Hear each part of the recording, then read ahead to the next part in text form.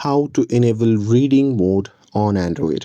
Hey everyone, welcome back to the channel.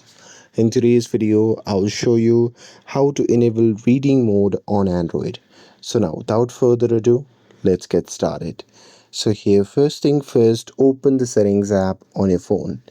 And now here once you're inside the app, you simply have to scroll down and select the option labeled as display.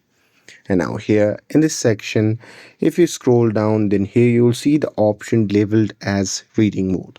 So here you can just select this option. And now here on the next page, you'll see the reading mode option. So here to enable it, you can just toggle on the button just beside the reading mode. And here once you do that, the reading mode will be turned on. And once enabled, your screen will use warmer colors to reduce blue lights and make reading more comfortable, especially in low light environment. And that's it. With this, if you found this video helpful, then don't forget to like, share and subscribe to get updated for more videos. Thanks for watching and I'll see you in the next video.